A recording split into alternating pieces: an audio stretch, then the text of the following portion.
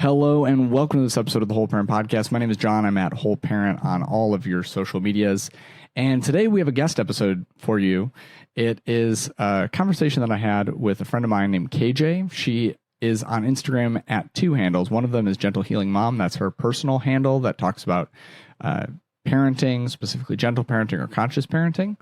And she also is one of the co-creators of At Big Life Journal, which is a resource for parents. They put out like weekly downloadables and stuff. You can find out more about them in the show notes. But I had KJ on because I just think that the resources that they put out and the things that she says specifically are incredible. So I have edited our conversation, broken it down, and we talk about a lot of stuff. We kind of go on some tangents, and so I've tried to cut those down a little bit, but it was a really amazing conversation connecting with KJ. I'm really excited for you to hear it. We talk about reparenting. We talk about, again, those resources that they provide. We talk about her number one tip for becoming the parent that she wanted to be. She talks about her journey from being raised in an authoritarian household, raised with spanking and timeouts and all of those ineffective punishments that I talk so much about, and moving into becoming a parent and just doing those things and then changing when her child was a toddler. And she shares like her number one tip for that. One quick note about the audio in this episode. KJ's audio is fantastic, but this episode was recorded on like the day that my book was due. In one of the editing cycles, I think it was like the line edit. And so I was just absolutely exhausted. I wasn't thinking super clearly. Tired, hungry, all of the ways in which you should not try and do work. I was there. I was trying to do it anyway. And I made the mistake of recording the entire episode through my computer speaker instead of through my microphone. So I'm talking into my microphone. If you're watching the YouTube version of this, I was talking into my microphone the whole time, but it was only being picked up by my computer. So my voice sounds really bad. But honestly, I really care that you hear what KJ has to say more anyway. So I'm going to put out the episode with the full knowledge that I sound like I don't know what I'm doing. So appreciate the grace. I'm really glad that I got my book in. And little peek behind the curtain, what it's like. So without further ado, this is the episode with KJ. I don't want to talk any more about it. I just want you to hear it from her. It's a brand new day. Wake up every morning and say, it's a brand new day. Take a good day, make it great, okay? KJ from Big Life Journal. Welcome, KJ. Hi, thanks for having me on.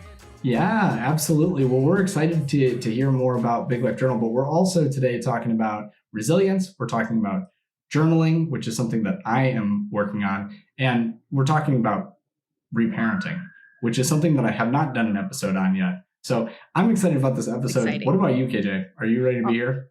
I am so excited to be here. And reparenting is a topic that I love talking about and sharing my own personal journey and helping other parents on their journey, whether they've just started, want to start, or have been on it and just are seeking some additional guidance. I think it's such an important step in the way we are parenting this new generation of children. So I'm excited to be here. Yeah. So I cannot agree with that more. And I think that this is like the missing link for so many parents. Would you agree with that? Like, oh, absolutely. So many of us on social media are giving the like tactical, okay, here's how you do this thing with your, here's like bend down in this way, eye to eye, speak in this intonation of voice.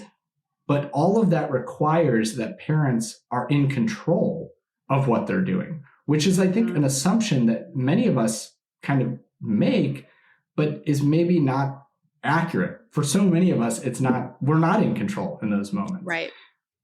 Yes. So whether you call it, there's this new generation of, I call non-traditional parents, because there's so much, negative connotations of whether you call yourself a gentle parent or a respectful parent, whatever label you use. If you are a traditional parent or, somebody that's skeptical of this new wave of parenting, you view every non-traditional way of parenting as permissive parenting. So I talk a lot about how there's a difference between permissive parenting and being an authoritative parent. And like you said, you can read all the books, listen to all the podcasts, follow all the parenting accounts and learn different techniques. but they're not going to work if you haven't also worked on yourself, because those techniques or reparenting or doing things differently from how you were raised. And if your child is still continuing to behave in ways that are triggering for you, you're going to view those tactics or those strategies you're trying as failure. You're not going to feel like it's doing anything, and you're going to think it's not working for us, or my child can't be gentle parented, or I just cannot be that calm parent. I'm just not capable of it. And so I try to help parents differentiate the difference between what it means to be a gentle parent. Like for me, I call myself a gentle and conscious parent. And I tell parents, gentle parenting isn't a solution or a way to fix your child. It is a lifestyle change. It's a mindset shift. It's a way to commit to raising children in an environment that is free of shame, judgment, fear, basically giving children, recognizing what each of your children needs, because every child is different, whether they're siblings and growing up in the same home. Every child has different needs. And we need to be able to recognize their needs and support them and give them a childhood where they can be kids and learn in a non-stressful environment. I love that you said that they're growing up in the same hole, because to me, like I look back on so much, and maybe this is just like me being weird, but I look back on so much of our parenting, conventional parenting wisdom, or why kids do the things they do from a somewhat evolutionary psychological perspective. And so often, like, our kids are behaving like they're like little cave people. Like, and they're just going through the world that way. And so you're like, yeah, I mean, you have to treat every kid individually. I think that there's so much power in that. And then at the same time, I think that mindset also leads to kind of my only pushback against that is that when I say that, it becomes evidence or justification for some parents to say, okay, yeah, you're right. Every kid needs something different. And my kid needs to be hit. My kid needs to be screamed at. Like, if you had my kid, you would do that too. And I think that that's the kind of unfortunate truth that I would offer is what I like to say to those parents is this, and maybe I'm going to like lose a bunch of followers over this, but what I like to say to those parents is, if I were you, I would probably feel the same way. And what I try and say, and that's a phrase that I use with my kids all the time too. And it sounds a little patronizing because of the way I'm about to describe it, but it really is a really empathetic thing to say. And it's a humble thing to say, because it acknowledges that if you were raised in the way that that parent was raised, if you came from the same cultural and religious context as them, if you had their parents and all of their life experiences, that they're not just a hateful, hurtful person who wants to hurt their kids, that they think because of the collective of those experiences, that this is not only warranted, but necessary.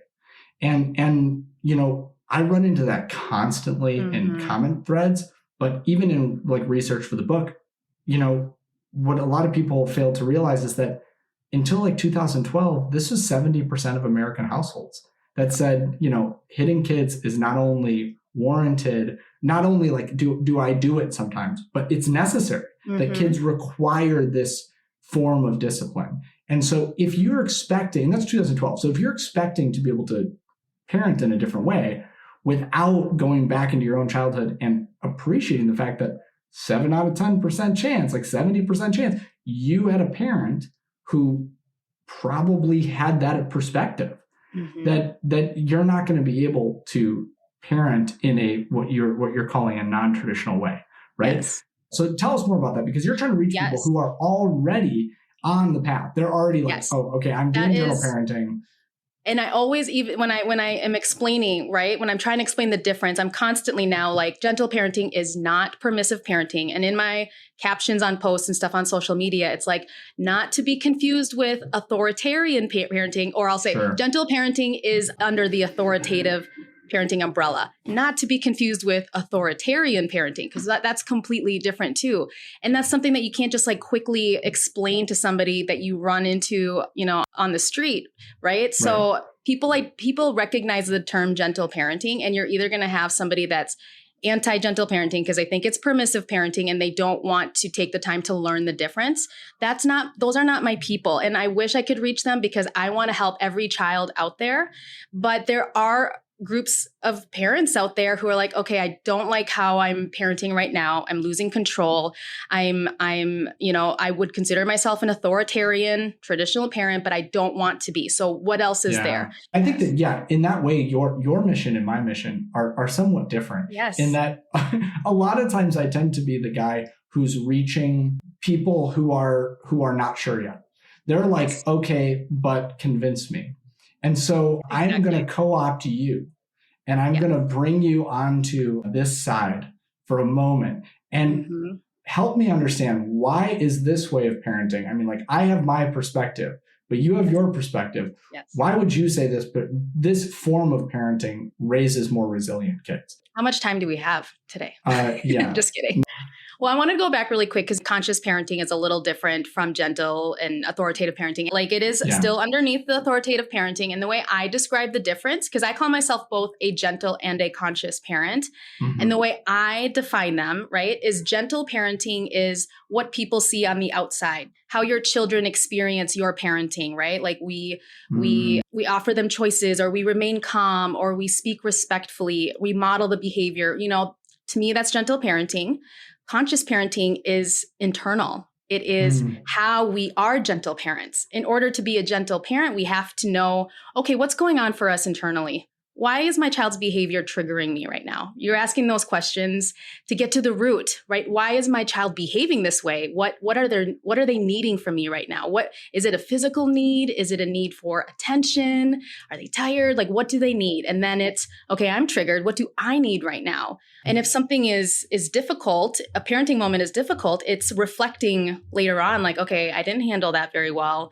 Why is that? And what can I do differently next time? Like, that is conscious parenting. You can't see conscious parenting on the outside, because that's the work that we're doing on ourselves in order to be the gentle, respectful, peaceful parent to our children. Well, and you can't, I guess my argument would be, like, the reason why I don't love these labels with gentle parenting is it is not conscious parenting. Like, part of my gripe with it is that so many parents try and do this work without doing their work.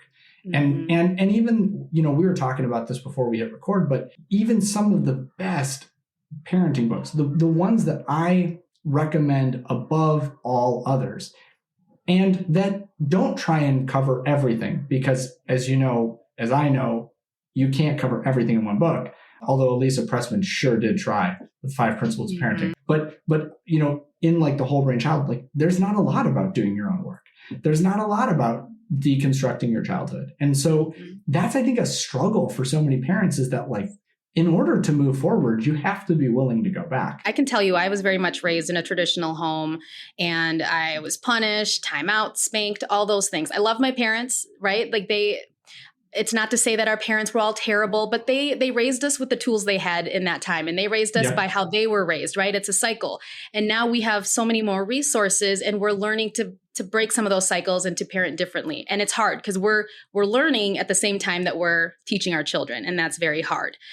But you think about, okay, so you ask, why is it important for us to parent our children this way now? Well, think about your own childhood and think about how that's affected how you are today. I can tell you, I'm very much a people pleaser still. I've been working on it for years. I was raised in a home where, you don't question authority ever, right? Adults tell you something, you listen. And also, my mom's from the Philippines. And so there's a high respect for elders there, right? You don't ever question elders. Like, you do something, or they tell you to do something, you do it, you don't question it. Yeah. And it's dangerous to teach children to follow authority blindly. Right? Yeah. Like, we want to raise children to question things. I'm raising my son to question. I don't want him to just do something because I told him to. I want him to know the reason why I'm asking him to do it. Right. And I want him to question things. And if he challenges me or questions me, I want to take the time to explain the reasons behind it. And the reason why this is so important is because if our children don't feel safe challenging safe people, us in our homes, how are they going to learn to challenge other people outside the home who maybe are unsafe, right? Yeah. And so we were not, as children, did not receive those tools to be able to stand up for ourselves outside of the home. Yeah. So how can parents break that? How like, if we're like, okay, we want out, we want to move to a more effective form of of parenting. And I'll just offer that my 30-second reason for wanting to parent this way, beyond everything that you said about obedience and compliance being a problematic end goal, is that we are in a time in history where children have never been more vulnerable. And so our parenting has to be that much more excellent. Absolutely. Our parents could kind of phone it in, but we were growing up into a world where, I'm not going to say that was good, but they could. And we were growing up into a world where like bad parenting didn't result in like massive teen mental health crises. Yeah. Now it does. So we're playing a different game. It's harder now. It's so true. I mean, and there, even though we're trying to break a lot of those traditional ways of parenting from when we were kids or kids of the 80s and 90s, right? We're trying to break some of those cycles, but we're also still very much in this new way of parenting that nobody's been through before. Social media, the internet, this is all so new to everybody. And we're adapting as we go. We're seeing how social media is affecting our children now. They're teenagers now. And so now children with kids, my age, my son is 6. I'm like already thinking, okay, how do I protect him from social media, like having a smartphone, right? Like we're seeing things as they're happening, and that's so scary. And at the same time, we're trying to work on ourselves while we're trying to break other cycles from when we were kids. Yeah. Let's talk about journaling. So what, as a tool, this has been the tool that's been most effective for me. Obviously, you work for a company called Big Life Journal. Yes. So what is journaling? How is it effective for parents? How can we use journaling alongside other resources that you all provide to actually get to a place where we can, on our reparenting journey, move forward? Yeah. So Big Life Journal, I would say one of our main focus, one of our main goals is to help parents and educators raise growth-minded, confident, resilient children. So it's really, in addition to everything you're talking about reparenting and raising children differently from how we were raised. But now we're kind of let's take it another step further. Let's give our children the tools they need to think critically, to view failure as positive instead of something negative, where they want to try and fail versus avoid because they're afraid of failure or rejection, right? We want children out in the world feeling confident in who they are so they can go make friends and not worry so much about, becoming people pleasers and worrying about what other people are thinking about. And honestly, our journals are just one little part of our company. I mean, it's a huge part of it. We have so many of our members who have benefited so much from our journals, and we have a lot of them. But that's one tool, right? That we can help children use to build that growth mindset. So our journals specifically are specific. We have a bunch of them depending on how old your child is. We have a journal for them. And so I'm actually working through our daily edition with my 6-year-old right now. And it's perfect because I have a child that doesn't want to do it. Like he does not want to do the journal. And so my approach to it is, okay, let's just do this one page today. We do it slow. It's not something where I'm like, you have to do this, for 20 minutes or whatever. It's more of like, okay, let's just read what this page says. Right. And it's a way for them to kind of start building those skills and learning, what does it mean to have a growth mindset? What does it mean to build resilience? What do I like about myself? Right. You're starting to help them establish that inner voice already through working through the journal. So my goal with him is, this year we're planning on going through this journal and we'll see, what he learns. And over time, he'll be able to practice spending time thinking critically, thinking about himself, thinking about how he can communicate differently. And then, progress to other journals we have. We have one for tweens and teens. We actually have an adult journal too for parents to do for themselves. So that's just one tool that we offer for parents to help their kids. Well, and the thing that the reason that I got into Big Life Journal also is the downloadables too, which I'm kind of putting you on the spot to pitch your product. So I've said this a bunch of times on the Whole Parent podcast. I don't do sponsorships and I don't do ad revenue. Maybe someday I'll do ad revenue. I don't really know even how to do that, but I don't do kind of forced endorsement where somebody comes to me and they're like, okay, I'm going to give you this product, but talk about how great it is. Literally yours is the only one that I've sought out because I've been no, I actually really like these downloadables.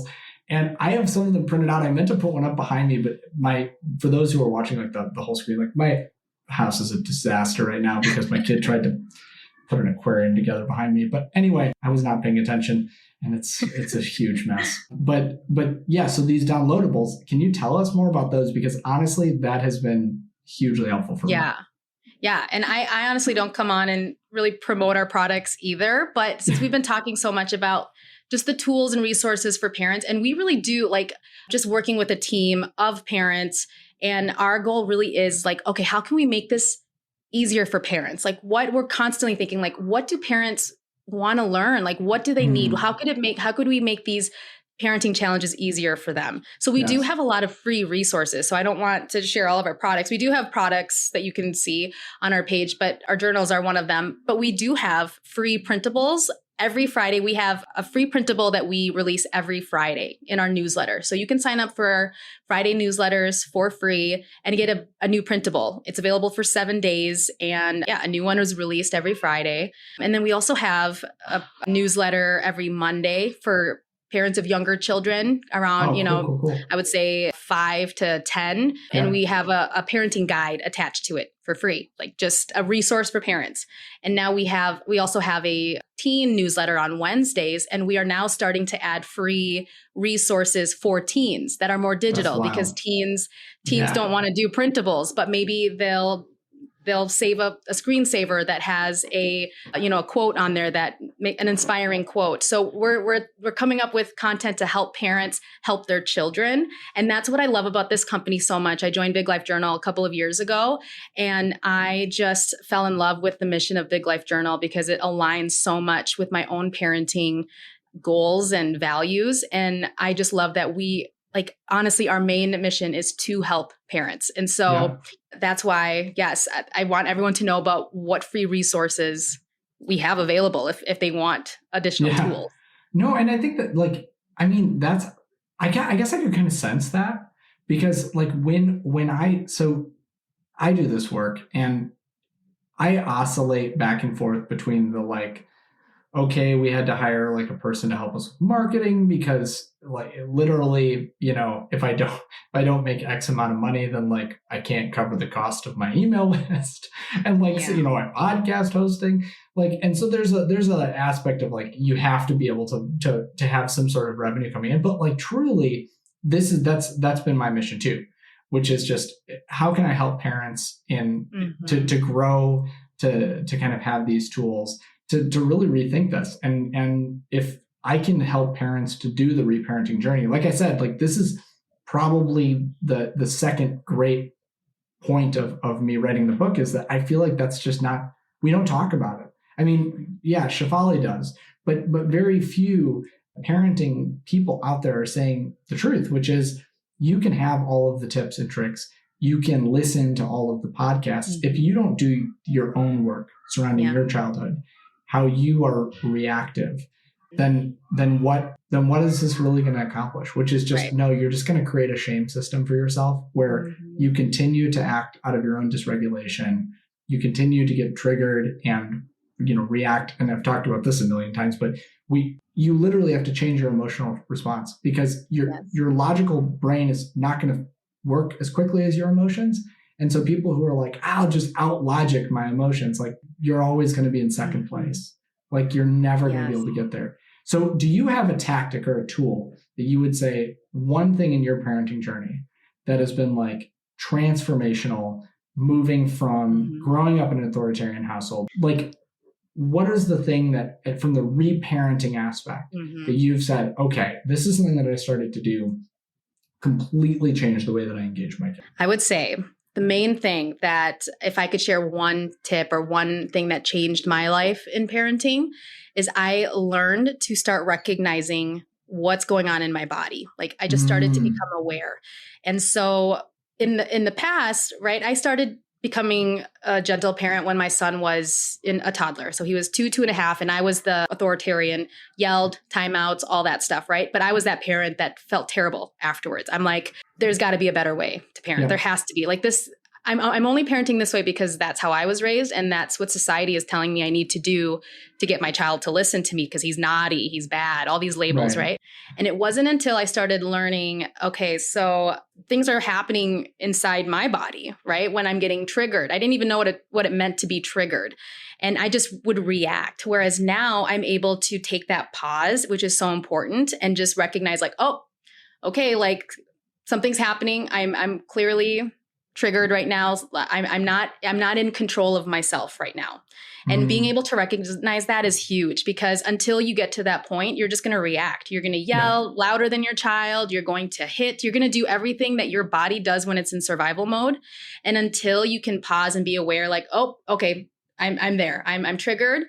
And then you can, take a moment and figure out, okay, what do I need to do right now? So a lot of this work has to happen before you're in that triggered moment. You have to have a plan. You have to think, okay, when I'm triggered, I'm going to do this. I'm going to pause. I'm going to focus on deep breathing because I know that that's going to help regulate my nervous system. I'm going to walk out of the room. I'm going to go outside. You need to have a plan of what you're going to do so that when you're in that moment, you're not struggling, because it's hard for us to think logically. We're not in our logical brain when we are triggered. Nope. So I would say that was a long answer, but I would say that being aware of what's going on in your body is like a huge skill and something that even I'm still working on. Yeah, it's a work in progress for all of us. I love that you said that, because so like my one and only paid workshop that I've ever done, like I have the membership and then there's that, but I've done one-off paid workshop about how to stop yelling at your kids. And that workshop, this is the exact conversation. And the metaphor that I use for that is downhill skiing, where I feel like so many of us, I don't know if you've ever been skiing. It's something that when I learned how to ski, this is kind of a funny random story, but when I learned how to ski, the person who was teaching, like, just, it was a perfect storm of like bad circumstances. So I thought that I was going to snowboard, but I didn't really have I had a snowboard that I got from Walmart, and like I was on a real hill. So like you can't do that. So like I got stuck somewhere for like an hour and a half, and I missed all the skiing lessons. And then I came back and I said, okay, but like I actually need to rent some skis or whatever. Like, can I rent skis? And the guy who was on the school trip with me, he's like, yeah, we'll like rent you skis. It's no big deal. Your parents like told us that this might happen. So like, here it is. So we like rented the skis, but I missed all the ski lessons. And so I went down the bunny hill, and I had like grown up like rollerblading, doing different things. So like ice skating. So I was like, oh, this was like not so bad. Like I wasn't even really falling. I was like, that's fine. And I feel like that's parenting, right? Like all of us are like, no, I feel like I kind of got this. All right. Like my kid's 1 year old. Like, yeah, I'm not doing well with the sleep deprivation, but like on the whole, like, look at this. I'm like fast at changing diapers now. I like know how to feed them. I like know how to do these things. And then I was like, okay, so how do you get, is this it? Like, this is bunny hill? He's like, no, you gotta go like up the ski lift to the big. So I go up the ski lift, and he's like, just do the green ones. Those would be the easiest ones. I didn't know how to slow down. I didn't know how to stop. I didn't know how to turn, really. And so I just bombed these hills. Like I'm just flying down these hills, totally out of control. And if anyone had come into my path, the rule in skiing is the person above you on the mountain has to watch out for the person below you. Yes. And if anyone had wandered into my path, any of these 3-year-old kids who were learning how to ski had just faded into the wrong area, I would have just decked them. Like I would have just run over them. I had no way of stopping whatsoever. Now, thank goodness I didn't. Yeah. But I feel like when you're before you do your reparenting work, it's like trying to ski down the mountain without ever learning how to slow down or stop. So and true. Like you're like skis pointed straight down. And by the time you even realize that you're triggered, you're halfway down. And as anybody knows, like, I guess anybody who's like a pretty confident skier, unlike I was at 14 years old, like you don't, like, really, really great skiers, like the best in the world, the Olympic guys and Olympic women, like they can stop on a dime going super, super fast. I love that metaphor. And I think that's the perfect metaphor to be speeding down the hill and then being like, what just happened? Like what just happened? But then the important step that a lot of parents don't do is they don't take that moment to look back and be like, what did just happen? What could I have done differently to make that a little bit less stressful or a little bit less overwhelming, so that when I go back up and try again, I have a little bit more control over what I'm going to do. Right. And so I think that's, I don't know, that's kind of a weird metaphor to end on, but I really appreciate all of your time having this conversation. How can we follow you? How can we get your free resources? How can we learn how to slow down before we go plummeting down the mountain and absolutely run over all of our kids? Yes, we have all of our resources on Big Life Journal. We're on all social media accounts. So whatever social media platforms you follow, we're on there. Big Life Journal. You can check our link in bio on Instagram for all of we have a bunch of free resources in our link in bio. And every day we post. Your link in bio will also be in the show notes of this episode. Oh, amazing. Yes, that's perfect. Yeah. There's a ton of free resources on there. And we have daily posts on tips for parenting, reparenting. We have events, live Q&A events that we open up to the public to talk to experts in the field to learn about things. And and then the newsletter. So we have a ton of free resources to help you on your journey. So yes, I think there's something for everybody. Perfect. Awesome. Thank you so much, KJ, for being on the Whole Parent Podcast. Thanks for having me.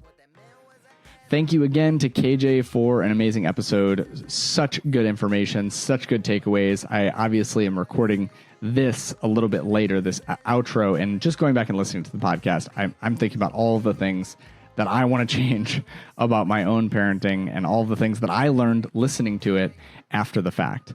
If you want to connect with her, all of her information is, again, in the show notes below, and make sure that you rate and review this show. I told you I was going to have an update on who had more reviews on the Thursday episodes, and this is a Thursday episode, at least so that's when it's being released.